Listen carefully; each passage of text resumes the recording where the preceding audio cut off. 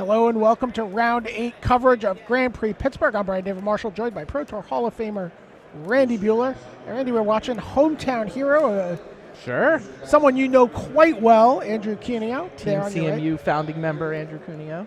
Absolutely. Carnegie Mellon University, just a couple miles up the road. He is playing the Infect deck. He's playing against Reid Duke, someone he is a teammate with on the Pantheon. Yeah, absolutely. And Reid Duke is playing Storm. I mean, Reid's got an Electromancer and not a lot. A little bit going on. Not a ton going on. Andrew does not have a turn 1 Glistener Elf. So he may not have a lot going on, but he has an extra turn. Yes, precisely. He just time walked.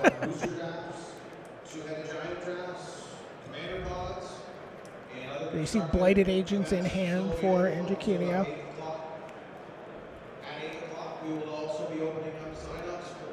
Reid's going to start using some cantrips, trying to sculpt his hand, trying to fill up his graveyard. Thought scours a couple cards away, draws a card. I mean, what he wants to do this turn is play Pyromancer's Ascension. He'll settle for Goblin Electromancer. Yeah, but he won't be thrilled. And, I mean, the Electromancer can be good enough if his hand kind of fits together the right way. Doesn't look like he has the Ascension, so... Yeah, would have had to come in off the draw step or the Thought Scour card. Takes 2 from his Steam Vents. Life is not an issue against the Infect deck. It's not looking to deal any damage to him. There's Blighted Agent with Spell Pierce backup from Cuneo. How many Giant Growths does he have? Can you see his hand? I see another Blighted Agent. That's not good. I see the Vines of Vastwood, but that might be it for Giant Growths. Oh, no, I think I see a second one. Oh, yeah, Might of Old Krosa? Might of Old Krosa plus Vines of the Vastwood. He needs, what, a green source? And then he's good? We're going to get a good look at his hand here with Gitaxian Probe from Reid Duke. So. Yeah, 2 Giant Growths. Second backup Blighted Agent. The Inkmoth Nexus, though, not quite what he wants here. Yeah, in order to cast Might of Old Krosa and the Vines of the Vastwood with Kicker, he needs 3 green. Right, he only has 2. So if Andrew top decks a green source, he can win the game next turn. If he doesn't, he needs 2 turns. And Reid can see this. I mean, all of Pantheon, I assume Reid was... They all played Infect at that Modern Pro Tour, right? When Tom Ross was queued and testing with them. And I talked about earlier, it's a Tom Ross cameo with Team Pantheon, but it's not because they didn't like him. It's more because Tom hasn't managed to be qualified for the Pro Tour consistently. Oh, look at this. Grape Shot here. Oh, interesting. Sure. Reid could just kill the Hierarch and the Blighted Agent. Could attempt. I mean, the Vines can be unkicked, but that's also fine. No, I don't think he would. I mean, Andrew has the backup Blighted Agent in his hand. And only the 2 Giant Growths, so suspect. Yeah, and Reid's just going to Grape Shot. 1-on-1. For value. Can't win the game this turn, but I can set you back quite a ways. And we talked about how Andrew needed a 3rd green source. Well, now he doesn't even have a 2nd. Andrew does have the option to Spell Pierce one of the copies. That's actually, I like that play. Like if I guess he's going to lose his Hierarch anyway. Although maybe you defend the Hierarch. Right, that's what I think he would defend He here. can't Spell Pierce and untap the green mana source because the Hierarch would be dead. But he can defend the Hierarch. I think I like that line. He's clearly contemplating the Spell Pierce here. Grape Shot, being a Storm Spell, it puts 2 separate copies onto the stack. So Spell Pierce can only counter one of them, of course. Without that Hierarch, his board is pathetic. Yeah, he's going to use the Spell Pierce. Yep. Yeah, and defends his Noble Hierarch. Wow. Interesting little song and dance there. So, fetch land now for Reid Duke. He's like, well, I wasn't done. I still have stuff I can do on this turn. Well, that's true. Maybe he should have done more.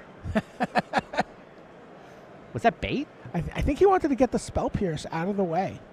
That's brilliant. If his goal was to just get Andrew tapped out, that is brilliant. Yeah, here's the Desperate Ravings. Reid's down to blue mana, though. I'm not sure. Yeah, no.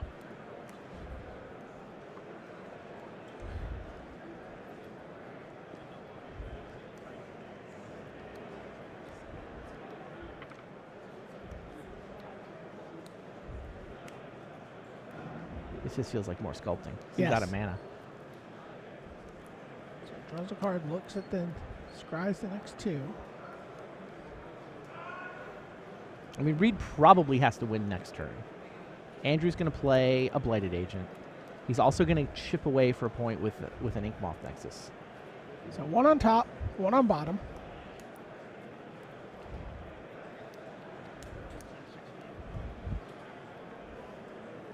And he gets get in for two. But don't forget to attack with the Electromancer.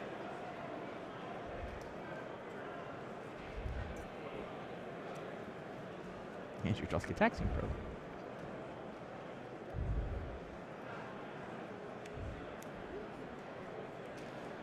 So there's Metamorphose, there's Thought Scour, there's Desperate Ritual.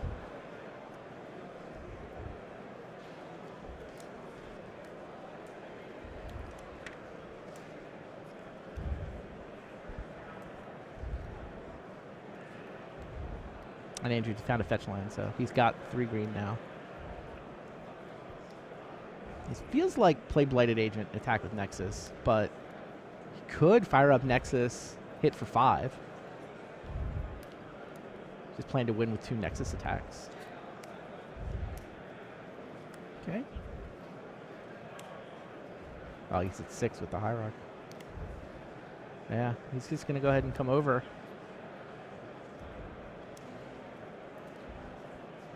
And there were a bunch of... Oh, wait a minute. Yeah, he already played a land, Andrew. Oops. This line doesn't work. He's like, oh, wait, I can do more than I thought. Oh. Yeah, no. No crack fetch land for Might of Volcrosa. You don't have enough land for that. So what was the card that got put on top?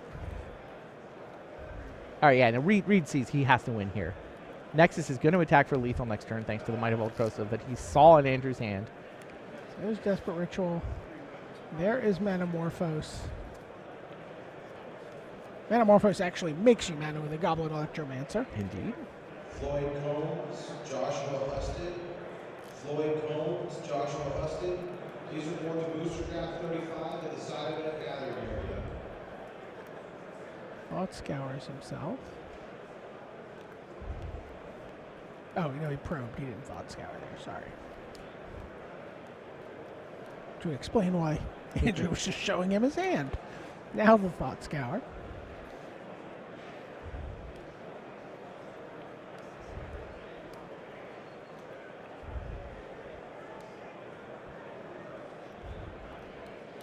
He does have Past in Flames in hand. That's the card he kept on top. Oh, Past in Flames. Yeah, I was about to say. The whole game is, can he find a Past in Flames? Because his graveyard is juicy. Yeah. His graveyard makes a ton of mana. His graveyard has a Grape Shot. Like, it sure looks like that's 12 spells, including a Grape Shot, right? Are we done? Yeah. I mean, Reid just, he needed to... He also just found a Pyromancer Ascension. I don't know if Nah, whatever. that I even think this matters. is just... Reid's just going through the motions. Now, Andrew's at 12. It's not like he needs 20 Storm Count. He needs 12 Storm Count. Andrew's tapped out. I think there's enough rituals and cantrips in that He actually only needs to get to 10 also. because he can attack He with can the attack Pyromancer, with yeah. the Pyromancer. Okay. Electromancer. Electromancer, yes. Wow. Reid Duke. That's a good game. Grape Shot to kill the Blighted Agent was the key. Yeah. Bought himself exactly. He only bought 1 turn, but he bought himself exactly 1 turn by killing those 2 creatures.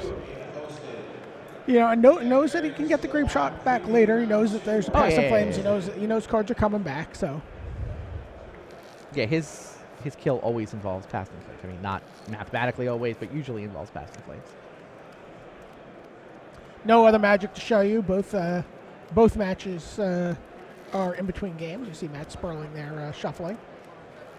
Just a reminder, World Magic Cup coming up. So we get to spend a week in December in Barcelona, Spain.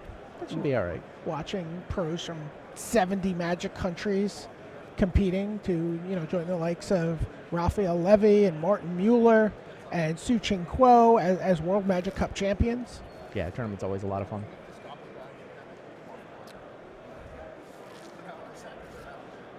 Who do you like this year?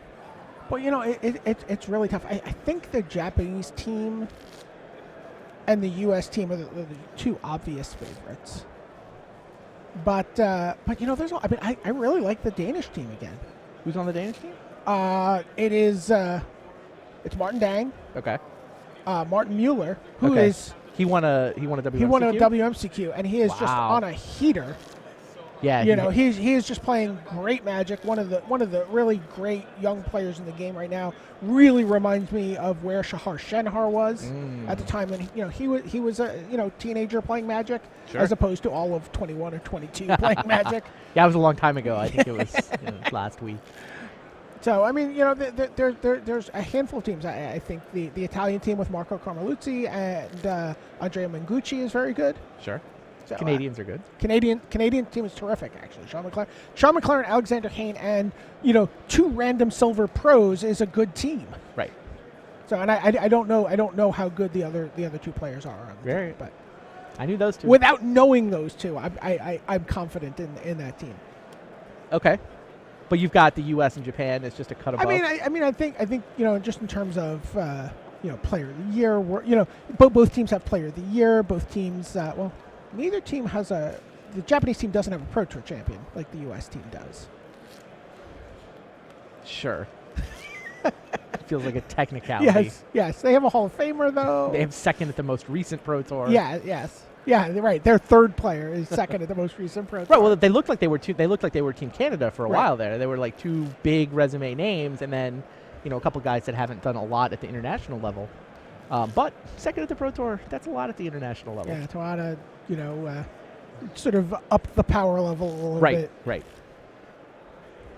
I was watching that top 8 from the perspective of Team USA. That was not a good Pro Tour top 8. But it was interesting. We did that interview with Team USA earlier. They're going to be play testing with Canada, Okay. Brazil, and Italy. So who all is on the Brazilian team? It Is it Paulo? Paulo Vitor da Rosa, and Okay. Not the other couple of Brazilian names that are nothing well known that, at the international level. nothing that would jumped out at me. Okay.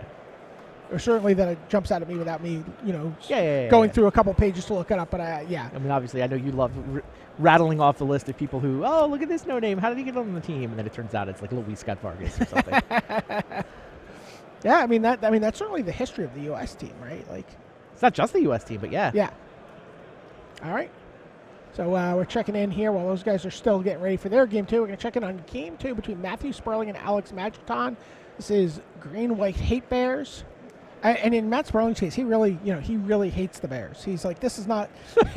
He was really frustrated trying to figure out what deck he wanted to play, and then eventually, at 3:30 in the morning the night before the tournament, Tom said, "You should play West Coast deck." And he's like, "Fine, I'll play West Coast deck." Wow.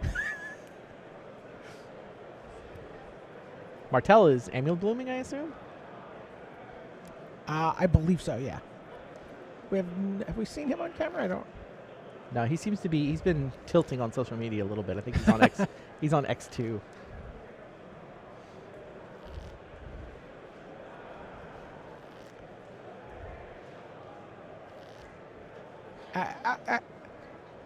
Alex Majlaton, I would say, has, even if there's not affinity cards in the deck, has affinity for this deck. Is affinity for affinity? Okay. All right. Well, we'll keep you updated on what's going on here. We're going to go back to our main match here between Reid Duke and Andrew Cuneo, and as all Magic matches should start, it starts off with a Gitaxian. Yeah, it's an Electromancer and a bunch of mana. If Reid draws a second land, I bet that's a turn 3 kill. I mean, I guess it depends. Obviously, with this deck, you always go off and you kind of need to draw stuff, right? But he's got Manamorphose, Desperate Ravings, and he's just got a lot of mana to work with. Is it like the bridge in Indiana Jones in The Last Crusade? You just have to step out onto it and trust that the next step is there? Yes, I love that analogy. That's great. I was talking to Huey. Huey's on the Reid Duke challenge.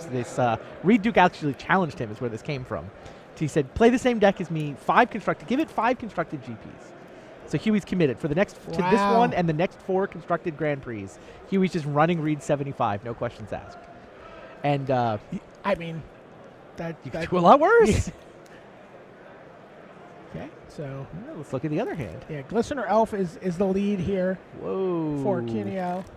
It's not a turn 2 kill, right? Wait, maybe it is. Is that a turn 2 kill? He can become he can Might of Old Krosa. He's got a fetch land. He can get Taxian Probe. That's 5 cards in the yard for Become Immense. That's a turn 2 kill. Oh my gosh.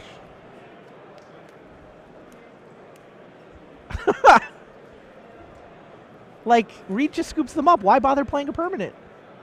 He can't interact with it.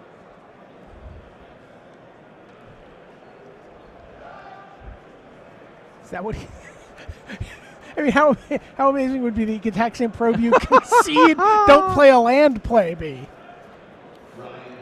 I mean, Andrew can't mess it up. It's a fetch land. That's 3 in the graveyard. Might of Old Krosa is 4. Gitaxian Probe is 5. Become Immense. Yeah. He's just going to have untapped mana to represent something. I mean, maybe there's like a one of... I mean, Reid Duke, has... He has Lightning Bolts in his sideboard. 4 Lightning Bolts on the sideboard. And he's had 2 cards since Andrew saw his hand. So Reid is going to represent the Lightning Bolt that Andrew is obviously going to see whether it's there or not. And it's not there. Okay, says Andrew. I don't see a Lightning Bolt. Might of Old Krosa, Become Immense, turn 2 kill. Reid. On to game 3. Yeah. Andrew's like, well, I don't even feel good about that one. Yes, he does. Look at that smile. He's playing against a Storm deck. You can't feel bad about a turn 2 kill. Your opponent's not even attempting to attack or play with magic cards. Reid Duke attacked possibly 2 times in that last game. Electromancer did get his beat on. That's true. Wow. All right. On to game 3. Looks like we are also on to game 3 in the back table. Yeah. Alex Majlaton took game 2. Anyway, so I was talking to Huey, who's playing the same Storm deck, and his first match of the tournament, his opponent's playing Amulet Bloom. His opponent looks at his hand, whatever. His opponent plays Hive Mind. 2 copies of Summoner's Pact. Did this story get told in the stream already? It did get told. It's such an awesome story. It's been hours. I mean, it's worth telling it again. His opponent plays 2 copies of Summoner's Pact with a Hive Mind in play to kill Huey with the upkeep. Huey is just upkeep, ritual, Manamorphose, ritual, pay for both pacts. And lets him die on his own. And then the blue player dies because he can't pay 6 mana. That is pretty much the dream. When Hive Mind first came out, that people would talk like, what can I do? What cards can I have to pay for these things during my upkeep? Yeah, it's like 2 Manamorphoses and 2 rituals or something. I forget the exact number that you need, but you need 6 mana, obviously. Yeah. And Huey was talking about the deck, too. This came up because we were talking about how you have to just have faith, right? Take the step out and assume the bridge is there. Yeah. And, Huey's like, I looked at his hand, and he'd done the math in his head. He's like, all right, I've got, Manamorphose. So I've got a lot. I probably got it. He didn't actually have it in his hand. He needed to, Manamorphose into anything, any ritual, any Manamorphose. He's like, yeah, I've got redraws. If I draw an extra ritual, I can Desperate Ravings to hit the Manamorphose that I need. And it's just like, I have a bunch of outs, and then I have redraws that would create more outs. And it's just, you never actually have it in your hand with this deck, but you probably have it based on what you're going to wind up drawing. Right, because even if you have it, then you don't have the critical mass of spells that you need to make it happen. Right. So you have to have some, you have to be short of one or the other.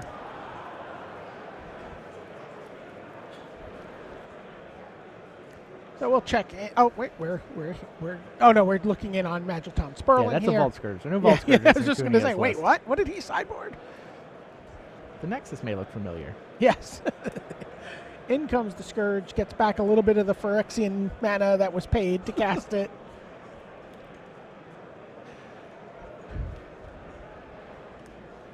Welding Jar, Arcbound Ravager. Okay.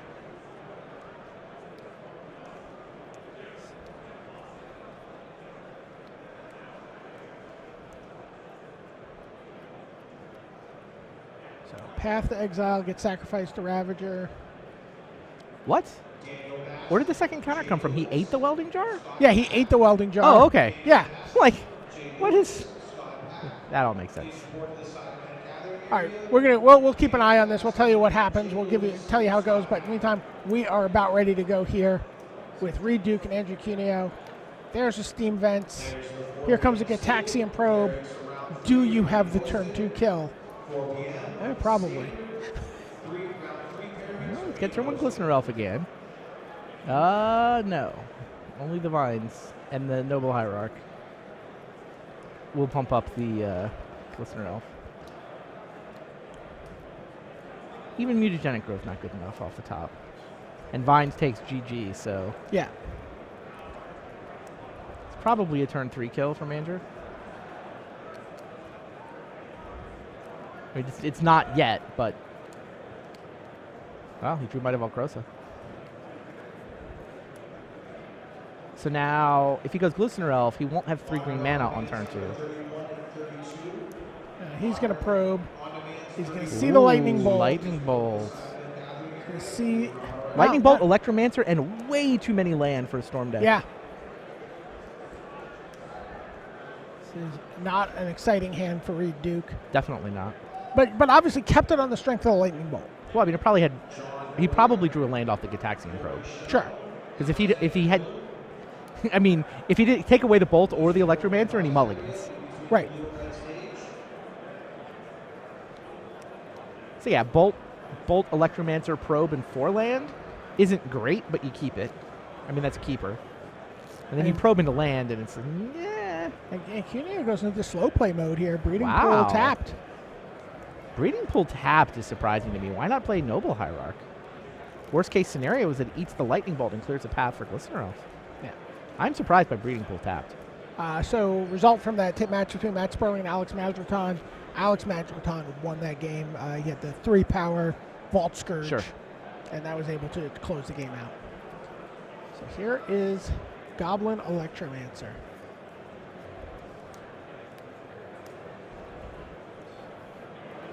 I'm still trying to get over Breeding Pool tapped.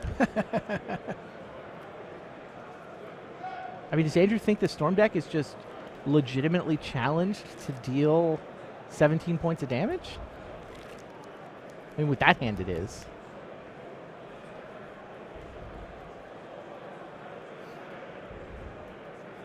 Plays the Glistener Elf. Says go. Yeah, looks like he's got... wow. I mean, he can Vines. Yeah, he definitely has the Vines. I thought maybe he had the Apostle's Blessing, but I don't think so.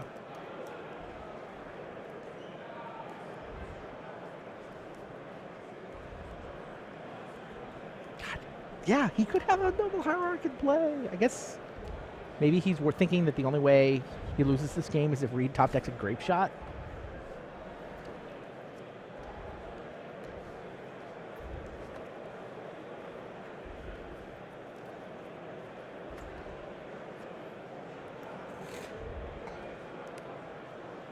Okay, here's the Bolt. Andrew is going to use his Vines to save Glistener Elf. Ooh, Pyromancer Ascension. That was a nice draw for Reid, and he's going to leave Electromancer on defense.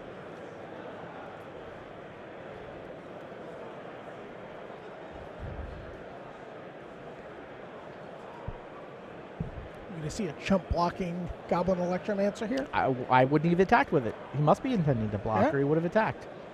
Andrew was tapped out. I mean, I guess you don't want to run it into Mutagenic Growth, I guess? Here's Noble. It's also got a Wild Defiance in hand. Yeah, so this is now an attack with a 2/2 Glistener Elf. Reid could attempt to trade. And then we can see how Andrew wants to play it, yeah. I definitely think you block there.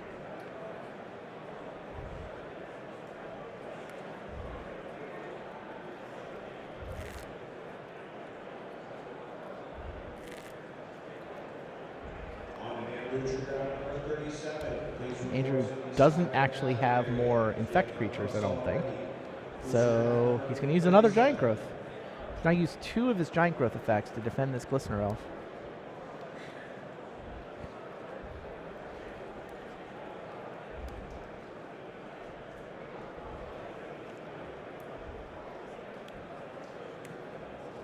Okay.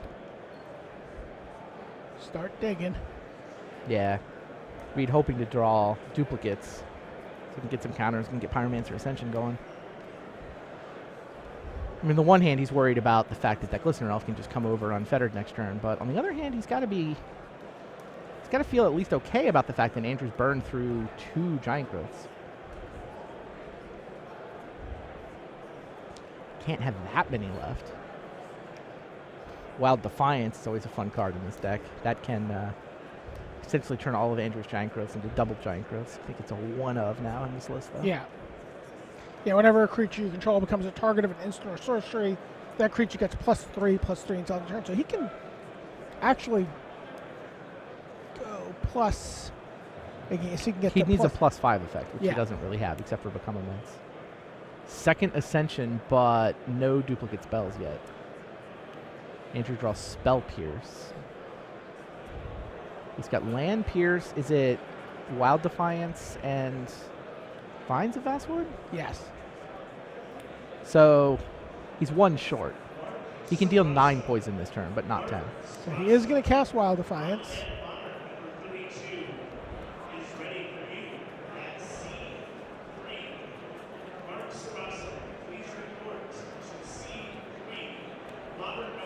So attack for 2, thanks to the Noble Hierarch.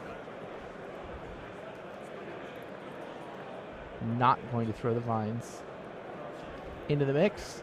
Does not want to be defenseless to a burn spell to killing his only infect creature. So he'll just settle for the 2 damage, figuring now Vines on an unblocked elf is lethal next turn.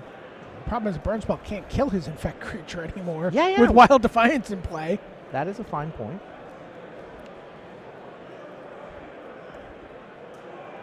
Yeah, the Wild Defiance plays 2 roles in this deck. One, making your creatures impervious to enemy burn spells, and the other being so your Giant Growth effects are bigger. So both effects are nice. So Reid basically needs cards that are just going to fuel his hand. He's got to draw. Yeah, and I think the reason Andrew doesn't go for the Infect kill there, I was just thinking about it wrong, is he wants to leave up Spell Pierce mana. Huh. That's not good for Team Reid Duke. Ships the turn back with 5 untapped lands.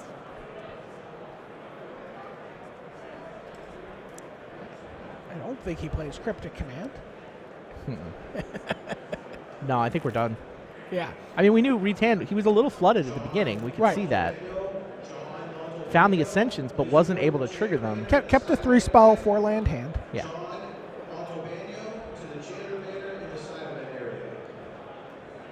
Didn't know it was actually a 2-spell 5-land hand. Right. His Gitaxian Probe turned into a land. There's Probe. Sees Past in Flames and Desperate Ritual. Aptly named. Here's Vines of the Vastwood. +7. +8. So that's a 9-power Infect creature. That is the game and the match for Andrew Cuneo here in round 8. He goes to 8-0. Both of these players are through to day 2. Oh, yeah. Yeah, Reid's playing day 2 either way. But, fighting for some sort of position at this point. And so Indeed. Yeah, these are the kind of guys that are not like, ooh, I made day 2 with the GP. Yeah, no. It's much more, I want to make top 8 at the GP. All right, well, it looks like we're going over to a replay match between Mike Sigrist and Lloyd Kurth.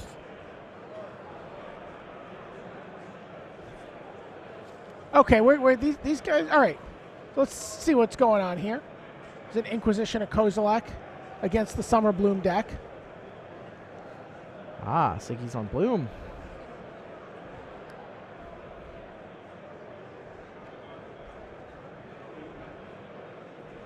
Bloomless Bloom, thanks to that Inquisition.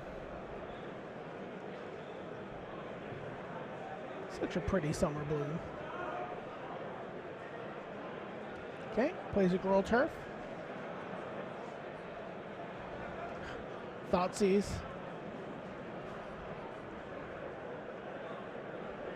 What do you take here? You take a Azusa, yeah, the engine. Wouldn't be crazy to take Ancient Stirrings there.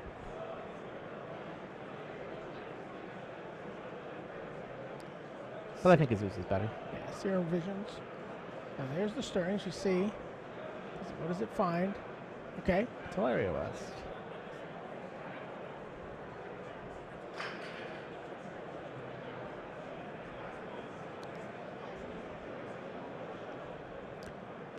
Both players just digging away.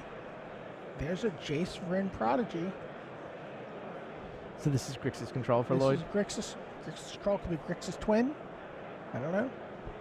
Not with that many Inquisitions and Thoughtseize. It's not going to be twin. Yeah, it's the Grixis control deck. All right. So an Azusa comes down anyway. And suddenly Mike Sigrist is on 6 mana. Jace transforms. Thought seizes away Summoner's Pact. Leaves him with the Teleria West is the only action, but look at his lands. There's no second blue mana. Oh, wow. 2 Gruul Turfs. I think he is holding Okay, Gemstone Gemstone Mine. Mine. Yeah. That helps. She's going to go get Summoner's Pact. Does he have another land too? No. Okay. Summoner's Pact for next turn could go get the Primeval Oh, but Titan. Vendilion Click. Not going to be there. Oh, you see he was setting up the Hive Mind combo. He had Hive Mind in hand.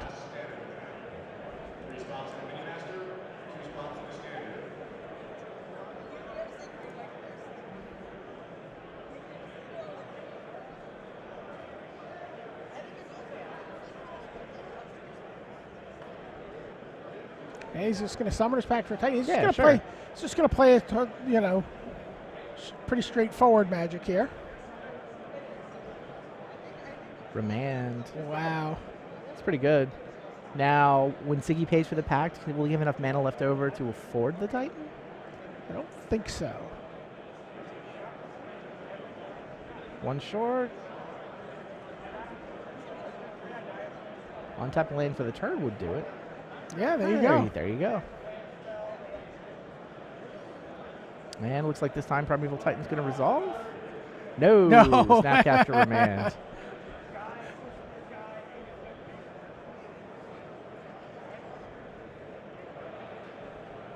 And now I guess Jace can... Oh, there's not a thought size to flash back this time, is there? Yeah. Lightning Bolt finished it off there. Oh, All right, so okay. on to I game couldn't tell 2. what Mike's life total was. I guess there was a mana confluence in there. Well, there's a He was a turn little 1 lower than I Amulet. was This might thinking be. he This was. game might be a little different. Amulet has resolved. So look at his hand. See a second Amulet. See an Azusa. Takes the Azusa. And a Cruel Turf. And a Gruul Turf, yeah. So approximately infinity mana. Cast Sleight of Hand.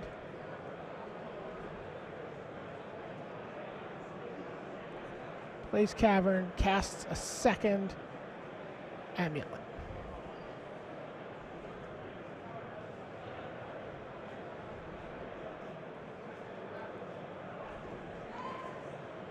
All right, Thought sees you.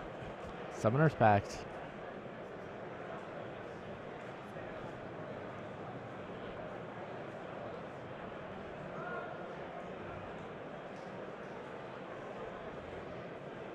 Once again, only has 1 blue mana for the Transmute on Teleria West. Goes for the Gruul Turf. Picks up the Gemstone Mine to reset it. But now his Gruul Turf is in play. Yeah, I'm not sure what he kept. Doesn't of let it Interest bounce Stories. itself. There's Tasigur. I think it was a land. Which I understand. In this deck, doesn't narrow it down all that much. Thragtusk, Fine. sure. So Thragtusk gets terminated. Oh, hilarious. Teleria West. He played Teleria West. The 2 amulets mean playing Teleria West makes the 2 mana to get him to 5 for Thragtusk. It's like Thragtusk. Oh, Teleria West comes into play tapped, so amulet means it's 2 mana.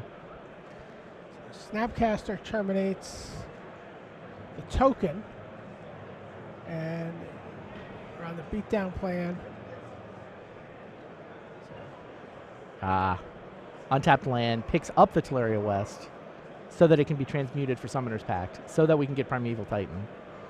which of course gets shenanigans. Still a double Amulet draw after all. All right, tapped, untapped, tapped. Pick up the Teleria West, transmute again, potentially. Oh, by the way, don't forget that pact I played last turn. Alexander Kane is there to remind him. So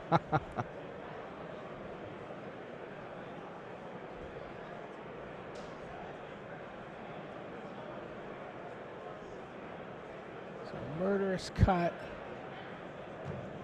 takes down the Titan.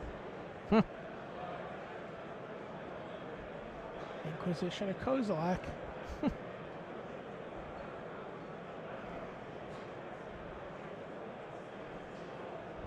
All right, drew another Summoner's Pact.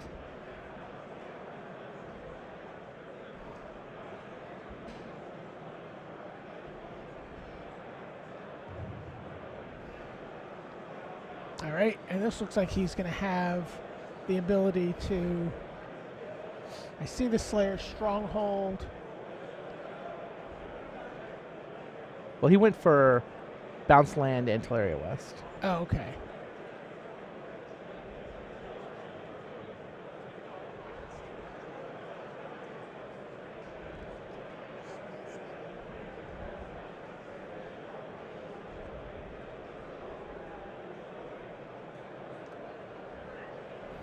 All right. So Mike Sigrist was able to Primeval Titan his opponent there.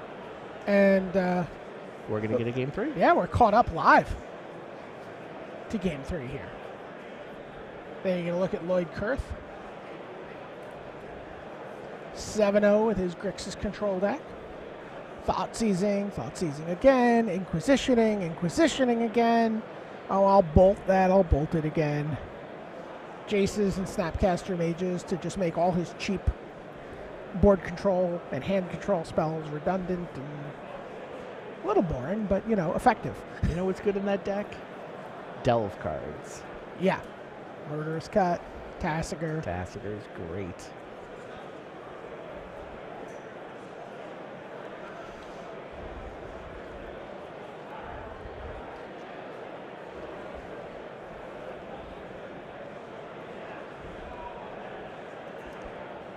Lloyd Kurth looks at his opening 7. Says, I'll keep. Not so for Mike Sigrist.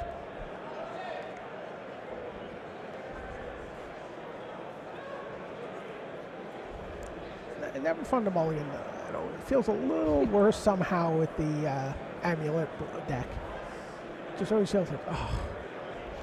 You know, you need so many things to sort of, again, very similar to the Storm deck in that sense, right? Like, you need this sort of critical mass of things to keep moving along, and you need to find the right cards on top of your deck sometimes those first couple turns, and 6 cards can be brutal. See an Amulet, though.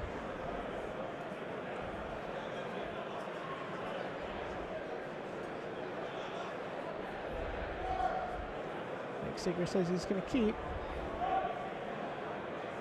Looked like a Simic Growth Chamber on top.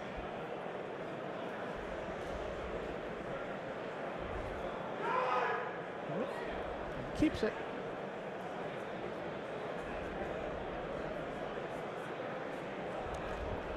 Can we see the overhead shot? Not that overhead. Summoner's Pact, Yeah. Ancient Stirrings, Amulet, and Serum Visions? Yep. No blue mana?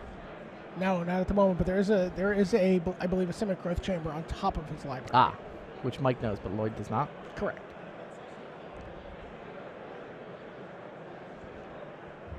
Yeah, Yep. take the Amulet. That makes sense.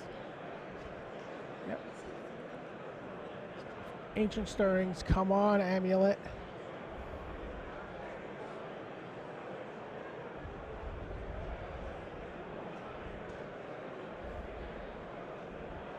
Gonna get a gemstone mine and pass the turn.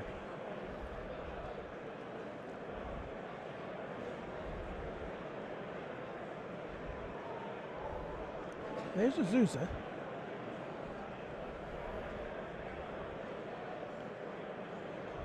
No acceleration into her, No. though. No, he still needs to find an amulet here.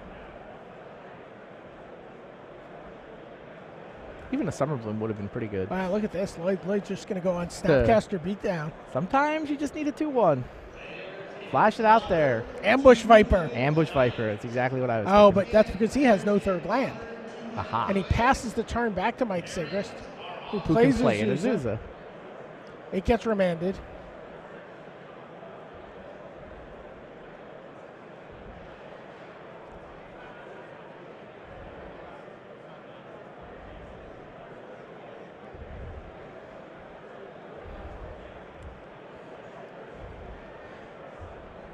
What did he find? Did find a third land. Takes 2 from his Steam Vents. And plays a Blood Moon. Oh, boy. That's pretty good against this deck. Oh, look at this. Mike Sigrist does have the 1 basic forest. And the Nature's Claim. He drew the Nature's Claim? He just drew the Nature's Claim right off the top. Is that how you win Player of the Year? Plays Azusa. Look at this. And he gets to put... he gets to ramp up Without having to pick without anything having up? to pick up his lands. Funny. Still comes into play tapped, Yes, it does. but does not require you to bounce something. And later, when the Should Blood you- Moon goes away, somehow... Wow. Yeah, I played the Tolaria West, too. Scary turn here. Gotta fade the remove the hand disruption spell. Yeah, good point. Right, Mike could have just blasted Blood Moon on sight. Instead, he chose to spend his 1 green Uh-oh. mana on He's Azusa. tapping black. It looks like a Thoughtseize. Unbelievable. See Summoner's Pact. There's no Nature's Claim in that hand, right? Oh, it's What are you Ancient telling Stirrings. me? I'm sorry, it's Ancient Stirrings. Or he takes You the don't Summoner's pick Pact. up the Azusa. He just accidentally picked up his Azusa. Oops. She's still in play. No, not for long. She's getting bolted. Okay. It was Ancient Stirrings. I'm sorry. Yeah, I was thinking like Nature's Claim versus Azusa and Ramp is an interesting call against a deck with Thoughtseize and Inquisition, but did not have the Nature's Claim. I don't think we have a deck list for him. We so don't. Don't know how many he plays, but I mean the 1 basic forest. It's Yeah. typically 1 basic in these lists. Yeah. It's a forest. It's there exactly so that you can Nature's Claim a Blood Moon. There's Spellscape. Uh-oh. Uh-oh. Now there's a new Nature's Claim target. Somehow Nature's Claim is aim going to be a little off.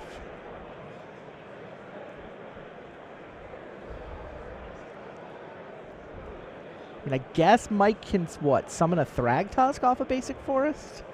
And try to play the game that way? Yeah. But yeah, I mean, at Blood Moon, it's incredibly powerful.